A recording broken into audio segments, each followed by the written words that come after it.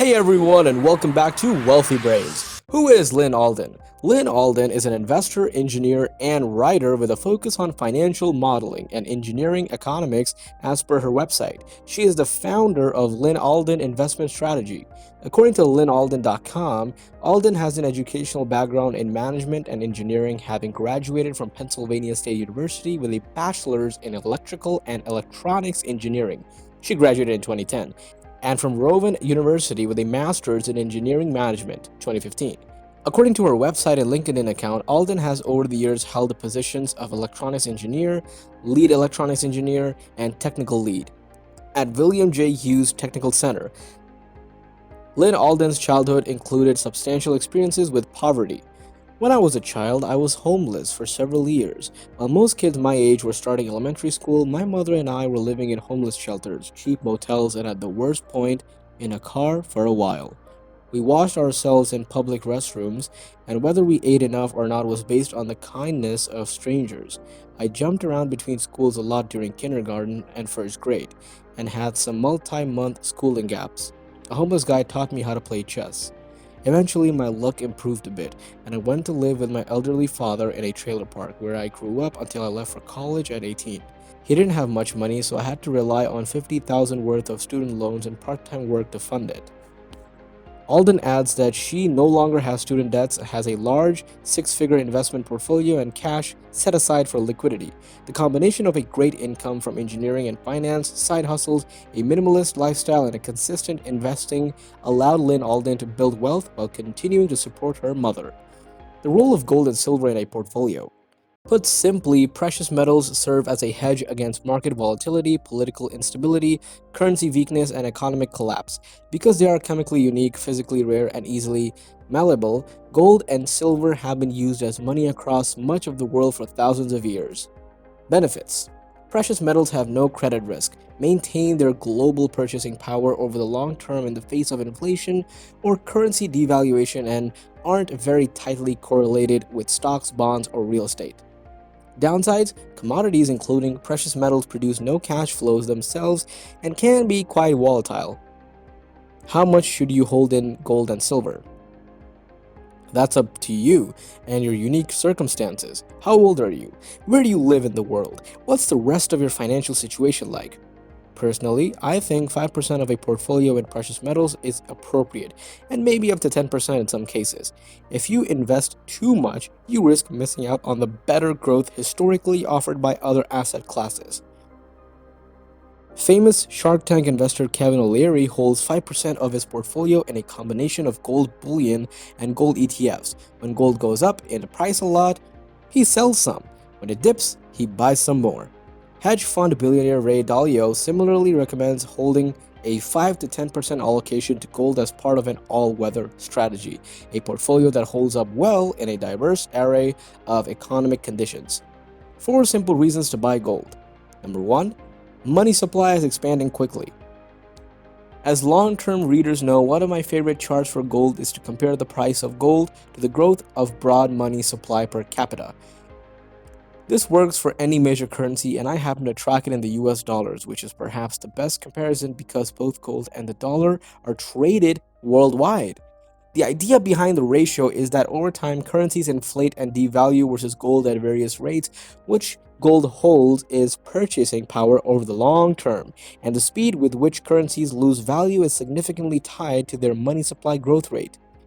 The reason I like to compare it per capita is because the supply of above ground gold grows at 1% or a little more per year, which is similar to the global population growth rate and similar to the US population growth rate. According to the World Gold Council, there are about 200,000 tons of mined gold known to exist, which equals roughly 7 billion ounces.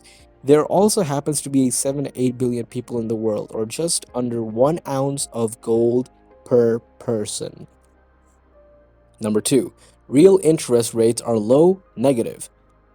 The price of gold in year-over-year percent change terms tends to inversely correlate strongly with real interest rates, as measured by the 10-year Treasury yield minus the official inflation rate. Many people think gold is tied to inflation, but that's not quite the case. For example, inflation was still high in the 1980s, but the gold price plummeted. Instead, changes in the price of gold are closely related to changes in real interest rates. Number 3, momentum is strong for gold versus stocks. The S&P 500 has had a wild chart lately, but in part is held up by the Fed stimulating asset prices by injecting all sorts of liquidity. With high stock valuations at the present time and relatively low or moderate gold valuations, I think there is plenty of room for the Dow to gold ratio to decline in the years ahead, meaning that gold can continue to outperform the Dow. If we flip it around, a metric I've been following for a while is the gold to S&P 500 ratio. When it goes up, it means gold is outperforming stocks, and when it goes down, it means stocks are outperforming gold. Number 4, gold remains underowned. Those of us that care about gold and consider it an asset class to invest in may feel that gold is already overbought, overowned, with too much enthusiasm. At best, this remains the case among niche investors, the minority that actually own gold. We look at our peers and see plenty of bullishness for gold, and thus get concerned that perhaps gold is overbought. However, among the broad investment community, virtually nobody owns gold in meaningful amounts, if at all. Pensions don't own gold. 401k plans don't own gold.